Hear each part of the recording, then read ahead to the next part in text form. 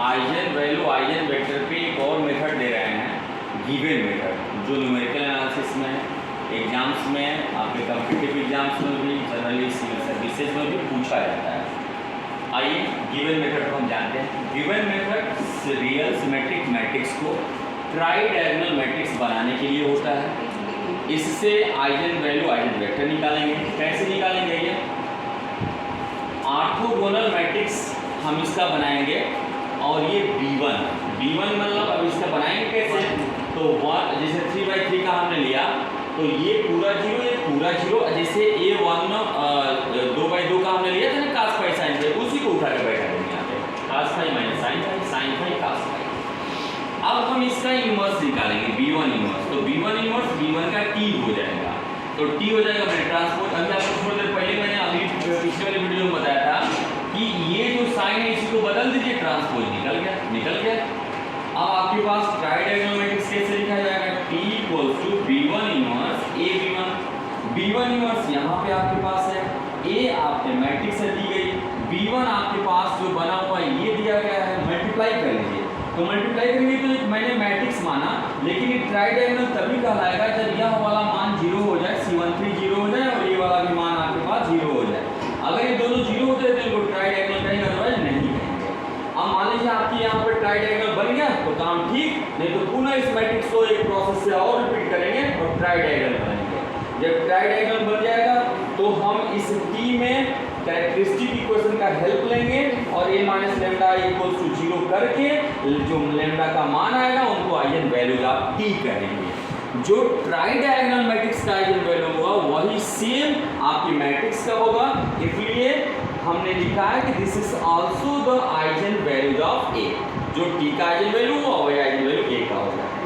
अब eigen vector निकालना है। मान लीजिए कोई पूछ दिया कि λ1 का बताइए, चाहे λ2 का बताइए, चाहे λ3 का बताइए, तो हम मैट्रिक्स इक्वेशन से आएंगे। जैसे λ1 के लिए मैं बता रहा हूँ तो ये जो T है, T ये वाला -λ1i, और ये एक वेक्टर मान लिया हमने y1 y2 y3, आप x1 में मान लीजिए, जिसमें मन करे मान लीजिए, और = 0 मैट्रिक्स से आपकी होगी, 0 मैट्रिक्स होगी आपकी।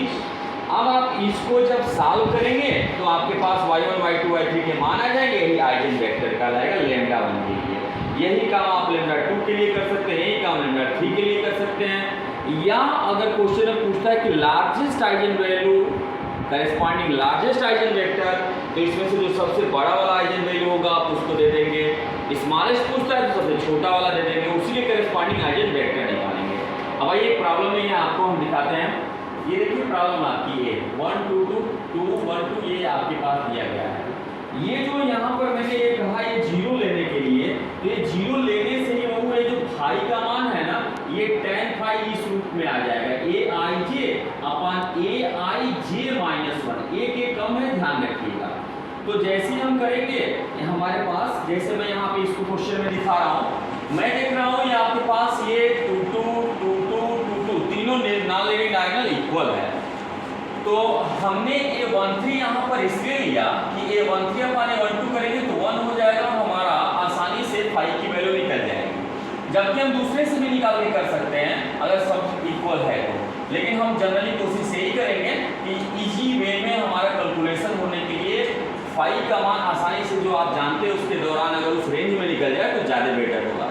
तो हमने A13 और अपॉन A12, देखिए A13 है ही, एक कम किया इसमें से तो A12 आ गया, A12 किया तो 2/2 1 π/4 आ गया। B1 जो B1 मैंने आपको यहाँ लिखा था उससे ये B1 ये लिखे हैं, इसी में आपका ये मान रख दिए तो ये आपका है। अब B1 इन्वर्स इसी का B1 का T कर दिए, आपके पास B1 इन्वर्स होगा। ट्राई डायगोनल हमने बनाया, B1 इन्वर्स लिखा, आपकी दी गई मैट्रिक्स लिखा, फिर आपका B1 लिखा। अब हमने इसको मल्टीप्लाई किया, तो जब ये सब मल्टीप्लाई हम किए तो हमारे पास देखिए क्या आ रहा है, 1 2√2 0 2√2 3 0 0 0 -1। हम देख रहे होंगे ट्राई डायगोनल हो चुका है, तो ट्राई डायगोनल हो चुका है तो आगे के प्रोसेस को बढ़ाएंगे। अगर नहीं हुआ रहता तो इसको पुनः एक नया मैट्रिक्स मान लेते और प्रोसेस को एक बार और रिवाइज करते। चलिए ट्राई डायगोनल बन गया। अब हम इसका कैरेक्टरिस्टिक इक्वेशन लिखें C के लिए, तो A T - λ = 0। तो आपके पास देखिए मैंने इस मैट्रिक्स में से लैम्डा लैम्डा माइनस कर दिया है। अब हम इसका एक्सपेंशन करें तो इसके रिस्पेक्ट में कर दे रहे हैं, तो ये क्लोज ये मल्टीप्लाई करके ये कर दिया हमने, यहाँ पे लिखा, ये आपके पास वैल्यू आ गई लैम्डा की -1 और 5।